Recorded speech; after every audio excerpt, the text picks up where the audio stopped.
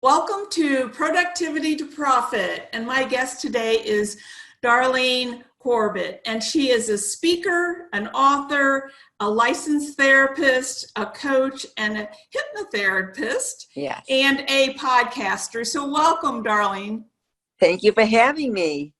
I'm so excited to have you here. Will you share a little bit about your history and how you started your current business? Sure. So I've been in the field of behavioral health for over 30 years. I've been a therapist in private practice. And in my 50s, after doing this, loving it, in my 50s, a series of events unfolded, which got me thinking, what's my next chapter? What's next? And I decided I wanted to take my message to the larger platform. I wanted to speak. I started exploring places and areas, and lovely people informed me about national speakers, Toastmasters. Then I started writing. I decided I wanted to write more, so I started blogging every week. Eventually, my blogs got in front of an administrator of a publishing company. I met with the publisher. We spoke first, met, and my book was published. So I have all these new things, but they're really based on my work as a therapist for years and hypnotherapist. That really gave me the gravitas to really speak about helping people get unstuck, because that's what I've been doing for over 30 years. So that's pretty much what led me kind of on this unexpected road, if you will, because I never thought 10 years ago I'd do anything but be a therapist. So here I am. Awesome. So will you tell us a little bit about being unstuck or getting unstuck? Yes. So I tell people, because my own journey, everybody gets stuck. I get stuck. I still get stuck. We all get stuck. Life is full of obstacle courses. It's a beautiful experience, but you all get over one. You don't always know when the next one's going to be in front of you. And sometimes you feel like you can't navigate around it. You can't get over it. You can't get around it. So you get stuck. What I tell people, and sometimes I have to tell myself also, is that nothing stays the same, and there's always a way to get unstuck if you persevere. And a lot of times what's the worst thing for people is they get this close to getting unstuck or get this close to getting what they want, and they stop. They're halted, and they don't always know why. And I tell people, it doesn't matter what your circumstances are or your age is. It doesn't mean it will be an easy hurdle. It doesn't mean that it will be something that will come so easily at one time. It may take a while, but you can do it. And so my goal is to, and I have stories behind it. I have stories, lots of stories where people never thought they'd get unstuck. There's also a science behind the whole idea that the brain is malleable, neuroplasticity, and that we can make changes. If we can change behavior, we can make other changes, and I firmly believe everyone's capable of it. So what would be the first kind of step if I felt like I was struggling in some kind of an area? How would I even, number one, figure out that I was stuck? Sure, right. And then how would I proceed? Well, sometimes people don't know they're stuck. You're right. And sometimes it takes a crisis. So, for example, somebody might be unhappy in a marriage and they don't say it, and all of a sudden things get so insurmountable they leave, and the other person has no idea that there was any problem. For some reason they weren't tuned in, and so all of a sudden they changed. My goodness, they wouldn't change before, but once one part of the couple leaves, they're capable. So the thing is, you have to learn, you have to know thyself. As Socrates said, he's right. You need to get in touch with what's making you stuck. Are you stuck? If you are, how is it impacting your life? And then you can begin to start to make the changes. But like any change is about changing habits. All behavior is habits, habit formation, and habits form in the conscious. Then they go the unconscious. So when we learn to drive or we ride a bike, you're awkward at first because you're conscious of it. And then it becomes secondhand. And it's not so easy to lose those habits, which is a good thing in some areas, but not so good in others. Habits are stubborn. So the not so positive habits, they're difficult to eradicate. So you have to really begin to work on it. So you can start to even write about it. You say it. As a therapist coach, people just sometimes have to talk about it over and over and take a plan of action and implement it. But everybody we all do. We want the quick fix. We want the magic cure. We want things to happen yesterday. You have to have patience and perseverance to begin to take the steps to make the changes, to make them stay embedded in your brain. Otherwise, it's like anything that's too quick, it extinguishes. So when, would you suggest, because I know a lot of our habits and like you said, become unconscious, not unconscious, but subconscious. Right. And we sometimes we don't recognize them because they are in our subconscious and that we're doing them. But so do you recommend journaling and writing things down? Yes, thank you. Yes, absolutely. Begin writing and scripting, writing down and practicing. I say even look in the mirror and practice saying, I will. So some people, for example, they're disgruntled, they're solemn, they never smile. And I say, you get in that mirror and you practice smiling, body language. Do it with yourself first, and then you go out and practice. The same thing, writing it down. What habit do you want to change? And you write it down, and you talk small goals. And if you didn't succeed, you keep trying over and over. Now, Einstein said, what's the definition of insanity? I'm paraphrasing, over and over. But sometimes you do have to go over and over. You may have to change direction. You may have to change how you're doing it. But don't give up. And yes, writing down, journaling, I really believe it's therapeutic. It's absolutely, it gets people to think. Once they write it down, the physical motion of getting or typing it. I mean, people say you should write. I get it, but whatever works in terms of just doing it, getting it on paper, screen, and reading it and recognizing and going back to it and seeing the growth you make. Well, as you said, and I talk about, of course, being productivity expert. I talk about habits a lot, but one that you brought up, it's like, doing it over and over again, and not giving up. I tell people, and which you already just said, like riding a bike. I said, if we teach our child to go out and ride a bike and they fall off, we don't say, well, you fell off, so you can't ride your bike anymore. Right. but when we are trying to do something and we don't succeed, we give up. We say, oh, I can't do that, That's right. Instead of saying, yes, we need to make sure that we are continuing the process. So it's kind of like, I say, like when you're going down the road and you hit a pothole, right? So you might hit the pothole real hard the first time, but then the second time you go that way, you hit it right at the end and I should remember that. Then the next time, it's kind of like you start veering and and eventually you remember that it's there and you're gonna not go there. So it's really about keep on going, because the longer we continue creating that same habit, that's when the habit becomes subconscious, is when we do it over and over and over again. Yes, absolutely. And I didn't come up with this, but it's not rocket science. People have said, if you look at a baby trying to walk, if they gave up after falling, they never walk. They're tenacious. They want to stand up and walk, and they keep going even when they tumble, and eventually they conquer that next milestone. But you're absolutely right. It's staying the course.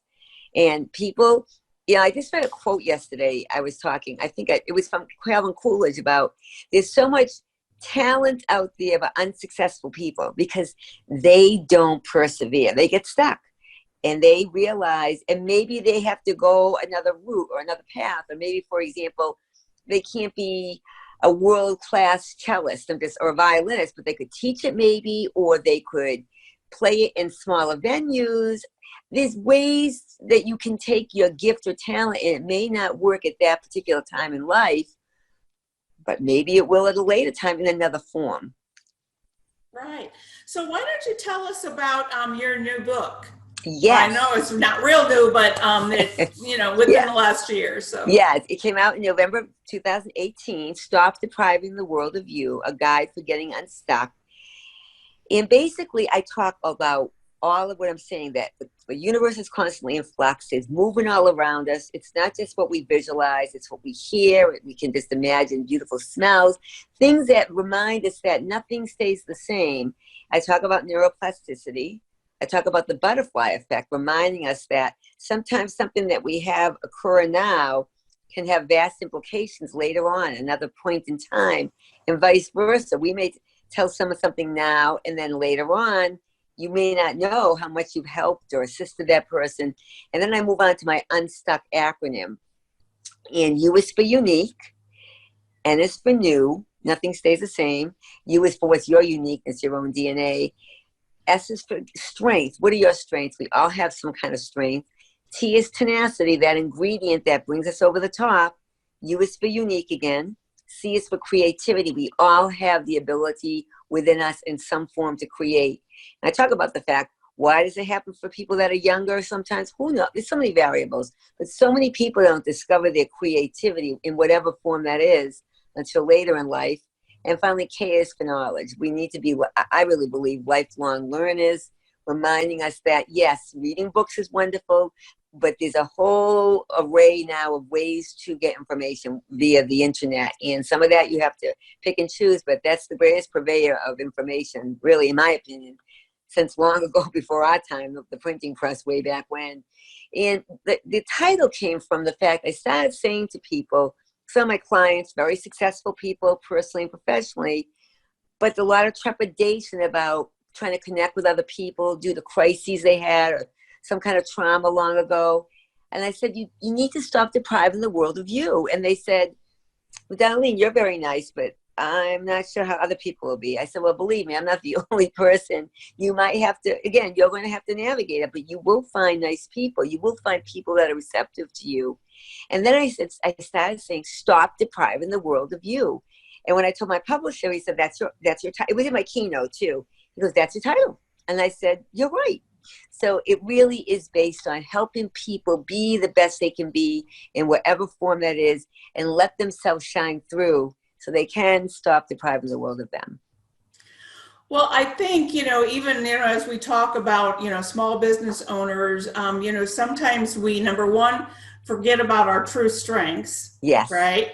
Yes. And we try and do things that aren't our strengths.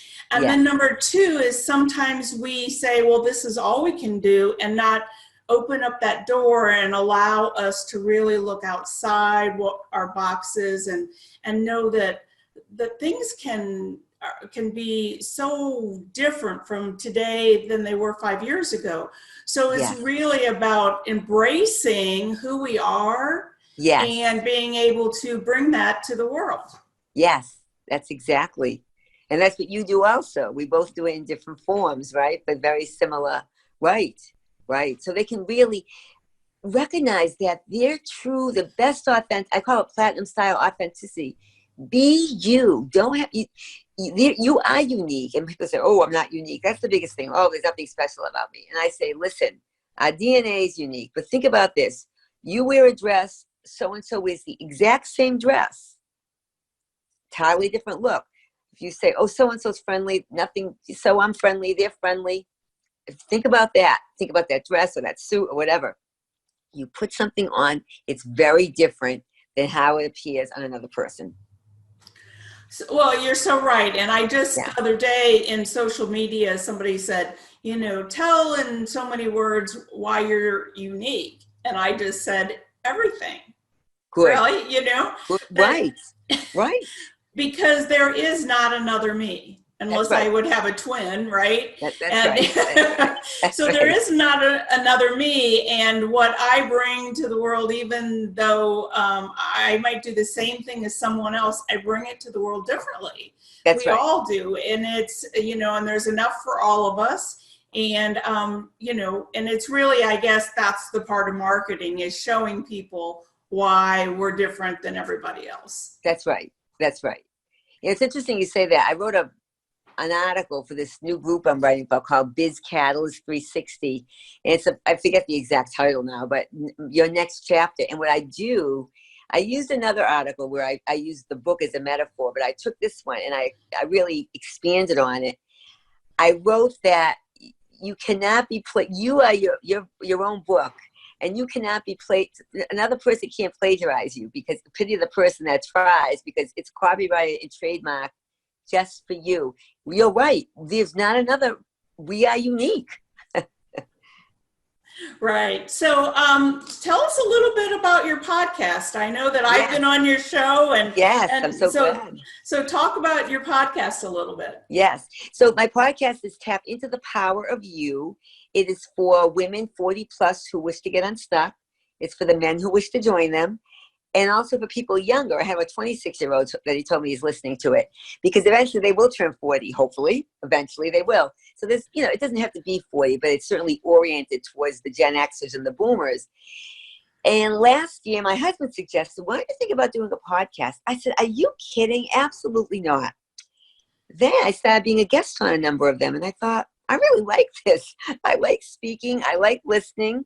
I thought, this is the perfect medium for me. I tried doing YouTube, and it was not for me. I had to get everything perfect. I swear it took me 3 hours to do a 5-minute take. This is, even though I like video, I wasn't natural at that, sitting there looking into the camera without having somebody there. I suppose I could have done it more guest format, but the podcasting is so perfect for me because I'm a relationship expert. That's what I've done for years. I work with people. And so I've fallen in love with it. And then I've had, let's see, you came on, I'm so delighted. At the very beginning, a lot of people, I thought they'd embrace being a guest. Oh, no. A lot of therapists, no way. So I thought, what am I going to do? I'm not going to have as many guests as I thought.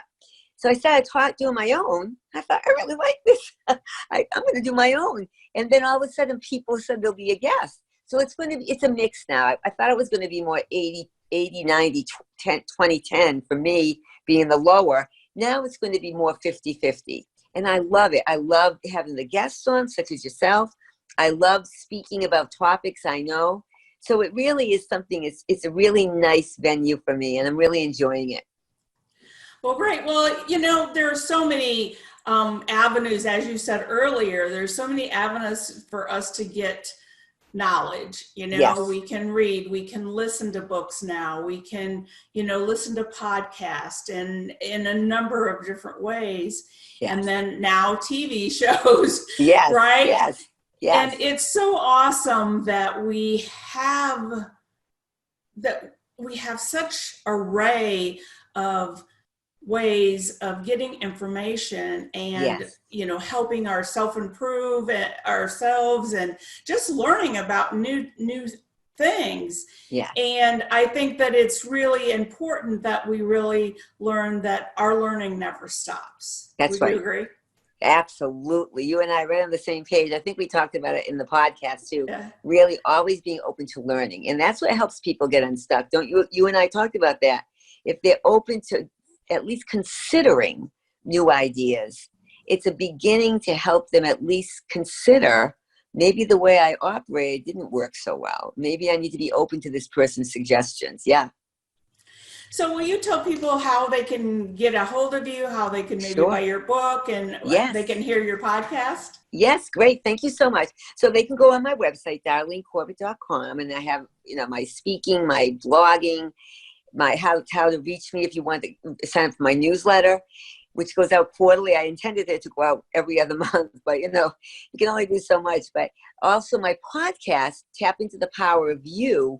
You can find it on Apple Podcasts, which is iTunes, Stitcher, Spotify, Outcast, and then and Google Play if you have an Android. And then my book, Stop Depriving the World of You, you can find it in Amazon, also on Amazon online, and then in Barnes and Noble's online, also in the bookstore Barnes and Noble's and other retail stores. It was in, I believe, Walmart, some of the Walgreens, Books of a Million. And that's how you can find it. Awesome. Yeah. So, is there anything that you would want to offer to the audience as, just a last topic that, how, they can help themselves either or in their business? Yes. Thank you. Well, I will, if they come to my website and sign up for my newsletter, I will send them the first 4 chapters of my book so they get a taste of it. Yes. And if they like it, and hopefully they do, they'll go out and buy it. But if not, the first 4 chapters offers a lot of information. So yes. Great. So one last question is, what is one of the biggest challenges that you find in starting a new business, and how have you overcome it, or what are you doing to overcome it? Well, it's a great question because I'm still managing my therapy practice. It's a little challenge in making the time to do all I need to do, especially around the speaking. You have to devote a lot of time to that. So I am trying to really scale back. I envision next year of scaling back my practice totally so I can devote all my time. So for me, it's making time. It's making time and prioritizing that in order for me, especially because of the speaking, because my book is out there. It's the speaking. So for me, it's prioritizing time to devote to reach out to more meeting planners and people in charge of bringing you on for the speaking. And that's what I need to do. And staying tenacious, because you're in the speaking business also and writing. In any business, if it's easy to give up. I remember my therapy business. That's why it helps me. It took me a long time to get my own referrals, to build my own practice. And I started in one area, and then I went and met my husband and went in a whole new area and had to do the same thing over. So it's reminding myself it's tenacity and time. Okay, well, thank you very much for sharing that. And I hope you'll come back on soon. I would love to. Thank you for having me. It was a lot of fun. Thank you. Thanks.